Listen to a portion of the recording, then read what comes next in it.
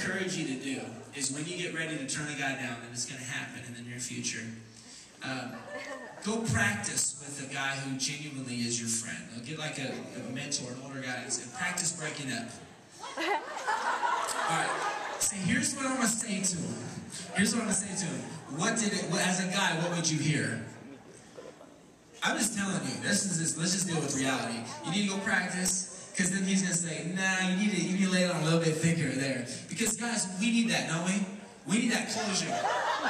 Because until that door is locked, dead-bolted, watchdogs on the outside, security systems, we still got a chance. You guys love the challenge. You guys love the challenge. That's fine. You don't want to date? Well then, fine. We'll just talk all the time then. Okay, you don't want to be my girlfriend? That's fine. Well then, maybe you can mentor me.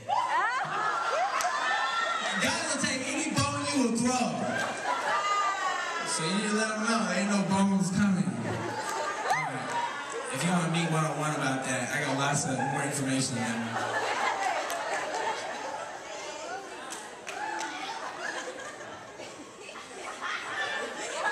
Good answer.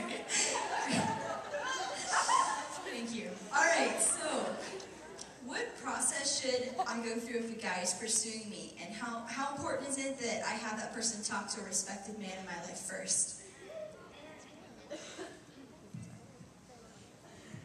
Right. I got a young daughter that's 22, and she better go through me for anybody she courts. And it's not because I don't trust her, it's because I want to be involved in her life. I want to know what's going on in her life. And I want to be able to see the red flags that she may be blind to because she cares about that person so much and her emotions are in the road. I'm outside the box and I'm looking at it. This person can be my future son-in-law. Is he going to treat her right? Is he going to love her right? And it doesn't have to be a big inland conversation when you first meet him, especially if it's the first person she's ever dating or going with. It's just, I want to know who you are. I want to talk to you a little bit. I want to see if you're going to sit there and talk to me and drool and just, if you're going to have any kind of respect for me, or if you're going to cough in my face and not care about it, or, just anything like that to see how he's going to treat her and how he's going to be for her. He can always open that door and you can put an impression on it for the first 2 weeks, but after 2 weeks, I think the real person's going to start coming out. Okay? I always give it a couple weeks to see what the real person's like. So, that's my take on that. Yeah, I think it is very valuable and important to be able to vet people. And hopefully you have a relationship with a male authority figure in your life, your father or someone like that, or someone here at the ministry, or somebody that you can bring a potential courter or interest to, so you can make sure that you're seeing things clearly, because our feelings so often get in the way. They jade our opinions of things, and sometimes we're willing to overlook something that potentially they would see as a big obstacle down the road that we aren't really wanting to look at objectively. And so this third party or this other person presents this objective aspect that really will help you to discern the will of God in your life. And so I think it's incredibly valuable to do that. Alright, great. So, once you guys are in like a dating or courting relationship with a girl, what are some common deal breakers to guys? What are some things that could happen in the relationship that you find out about a girl where you're just like, I'm sorry, like this is gonna have to stop now? Narcolepsy.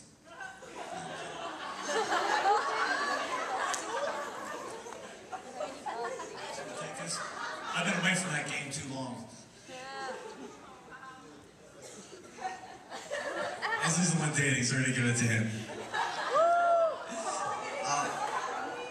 I think something that really can like spark, and say like, well, it's not working or something. It's like, I assume that before you start dating, or when you start dating or courting, whatever you're going to call it, you agree with something. So if the other person is like breaking what you guys already committed to, like that's like a really like highlight, you know, like the little flag there is like, well, just in the little simple things, you know, just like not respecting or something that you guys can, that they can like, what's the word? Forget the word. You know, accomplish or like do, you know, like to follow or like whatever they said they're gonna do, you know, they cannot do it, you know, that's a red flag right there, you know. It's as simple as that, you know, just respectful, if they can respect it. I'm not dating, but just to let you guys in a little bit to how men feel, I want to go back really quickly to Genesis. When we fell, you know, and God cursed the serpent, the man, the woman. For the woman, he cursed her childbirth, and he said, your desire shall be for your husband, and he shall rule over you. And then for the man, he didn't actually curse the man, he cursed the ground. And he cursed everything that the man would produce with sweat and toil. And what's really interesting is I've heard a lot of ways of saying your desire shall be for your husband. I think the best definition of that word desire is the very next chapter where it says, where God says to Cain, sin is crouching at your door. Its desires for you to control you or against you. That's what it's saying. And so what you all need to understand about men are something that I think would be beneficial. Man's curse from the fall is that everything, the ground, his children, his wife, everything wars against him. That's our curse, and that we are to overcome that through love and just the way that Christ overcame it with us. And so there is inside women, in a fallen, outside of Christ state, a tendency to want to control her husband. Your desire is for your husband. And that's what makes, I think it's so evident in our world, because that's why divorce happens. Male and female don't know how to live together. And so something for you guys to be aware about is that outside of Christ, outside of God, you by yourself, your desire is to be in control of your husband. And that is something that I know turns a lot of men off. That is something that it's hard to relate, it's hard to connect, it's hard to lead when you don't have someone following. And I think the answer to this horrible curse is Jesus Christ, because he shows not only perfect headship, but perfect submission to the Father. And so I think that as we look to him and trust in him, he will help us to have that truly submissive heart to match just outward obedience.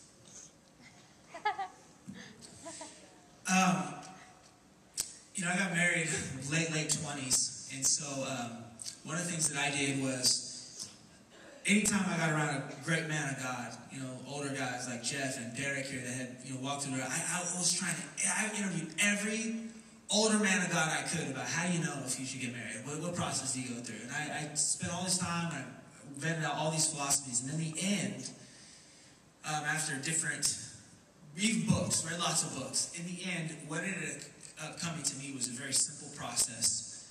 Are the callings compatible?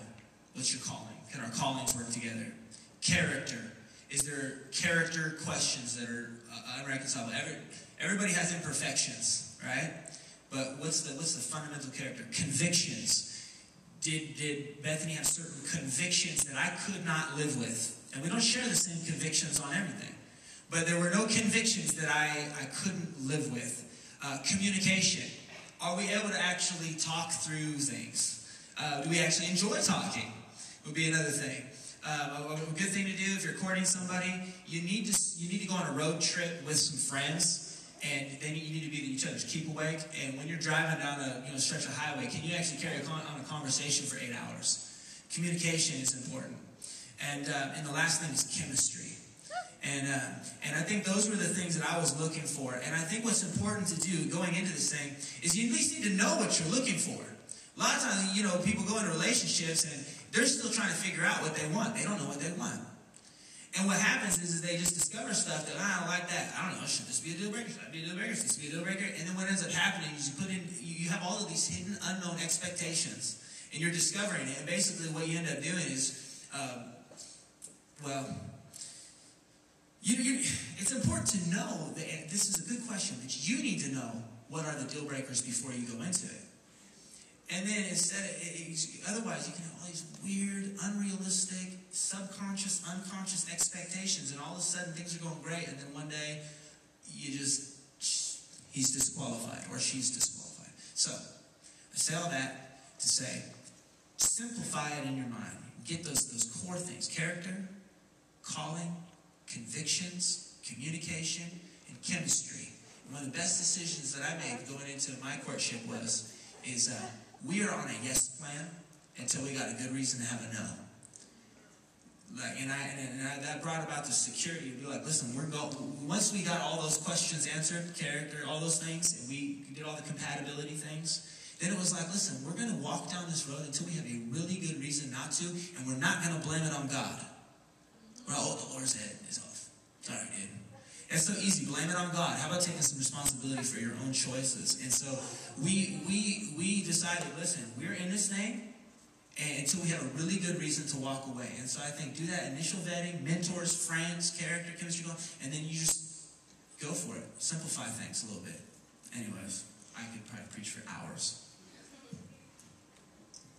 I think that's a good way of articulating kind of what I think all of us are thinking up here too. You know, and Lady and I, we were on that yes plan.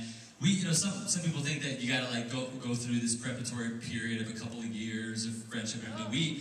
We were completely unconventional to most things that are taught as common wisdom, even through the Honor Academy here, okay? Because we were international. I met her on a trip. We didn't have all this time to mesh our friends and all this stuff. It's completely different.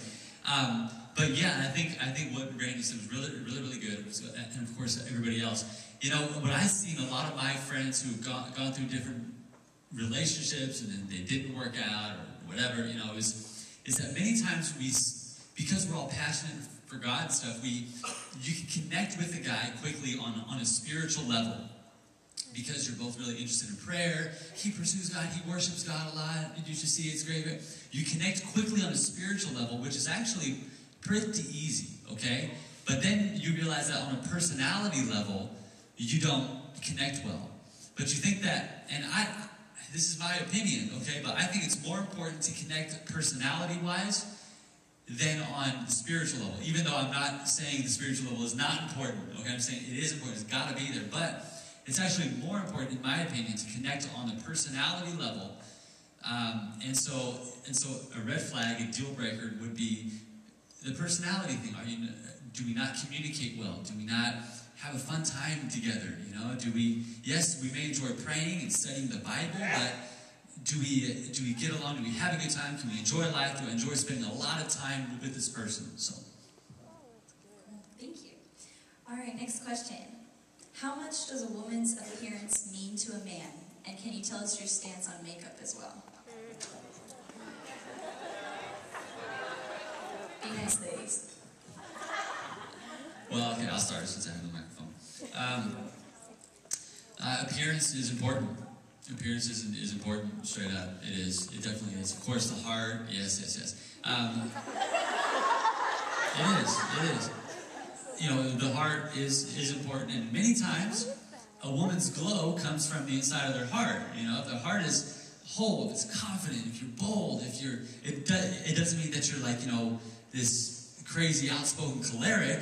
If you're confident, if you're bold, if you're sure of yourself, it's gonna kind of glow out of you as well. And usually, if somebody is a bit more insecure, discouraged, or it's a funny dynamic there, And so if you're discouraged a lot and you beat yourself down, it shows on your outward appearance. A man's face, a man's countenance reflects his heart as well, And so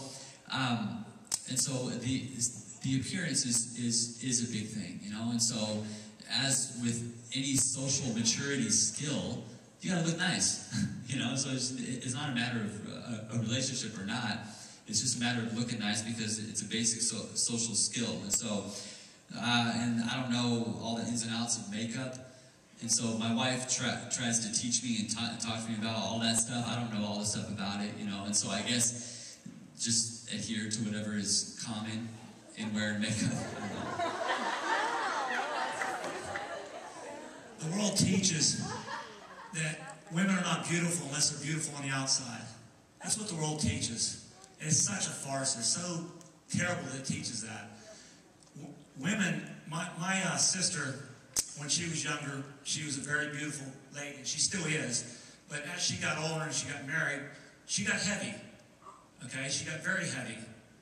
And that was something that bothered her a lot. And it was a chemical imbalance inside of her, but it still bothered her a lot.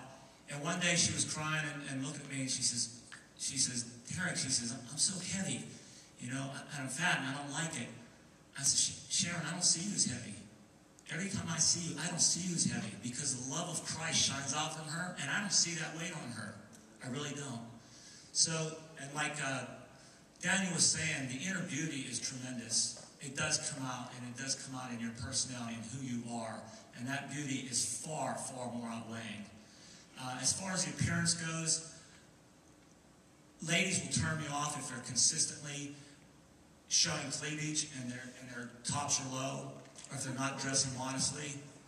That is not, that type of appearance just really affects guys in a negative way, because guys are turned on by sight.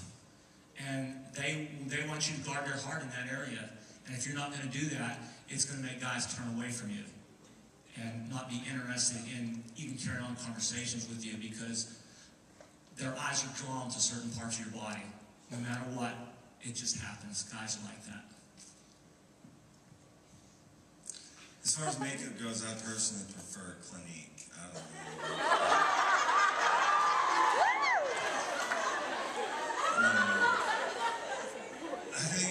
I think it's very important to take care of yourself. And you just should do that. Some people do more than others, and some people do less or whatever, but you know, if you're, maybe this is not a great analogy, but like, and this isn't meant towards guys or girls, but if you were fishing, you would use certain different kinds of lures to attract certain kinds of fish. You know what I'm saying? So, I don't know, it just depends what kind of fish you want to catch.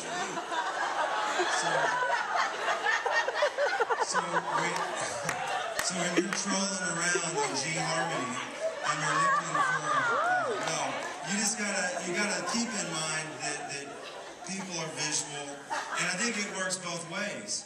I think, you know, I have a certain level of expectation that I've communicated to my wife that this is what I like, and she does her best for herself and for the person that she loves to meet that for me. But it's equally fair that she would have those same expectations of me. And so, as a man, I feel a certain responsibility to take care of myself. So, you know, my wife is proud to be on my arm, you know what I'm saying? So, I love her regardless, and you know, there's times where I've looked good and felt good about the way I looked, and there's times when I haven't. And there's times where my wife, I know, you know, having 4 children, being pregnant, I mean, there's a lot of times where my wife would not feel at her best, but she will always say that she felt loved and appreciated, because the inner beauty is the thing that really ultimately does matter most, but they both matter. Amen. Now, for a single guy's perspective, I agree absolutely with what all these men have said. I want to add one more thing to that. I actually was in a conversation with one of my core advisors the other day. I'm not going to say whose name it was. But what you guys would find interesting is that guys are different, and they all enjoy different types and shapes and colors and beauty, okay? And God knows. God knows. So what I found interesting was some things that women may not actually think are attractive, and you may be like, oh, I only wish I had this and this, could actually be attractive to some men. So, just to preface that, God knows He designed you for a reason. I mean, some of you guys like hairy guys, some of you guys don't like hairy guys. I mean, it's one of those kind of things, okay? So I just want to affirm that. I'll make it brief, since this seems to be a popular question. The reality is we were born into bodies that we may like and we may not like. We don't necessarily have control over the body that we have. And so we just need to be thankful for the body that we do have. And I think just make the most out of that, you know. And so I think the issue here comes to just stewardship. Make the most out of what you got, and understand that you know, in the end, beauty is important. It's really stewardship, taking good care of yourself, okay? And that goes for guys too, right? But really, in the end, man, your charm is deceptive, and beauty fades away. But a woman who fears the Lord is to be praised. And the beauty of Christ living within you can accentuate every natural feature that you have. And I don't care how physically gorgeous a woman is. She is disgusting in my sight. If she got this nasty attitude and stuff like that, women can become so repulsive if they just rely upon their physical attributes. So really, not just to say that as a cliche because we're in church now, that's the right thing to say, but truly, that inner beauty does accentuate those natural features. So make both a priority. Take good care, be a good steward, and then really focus on your character.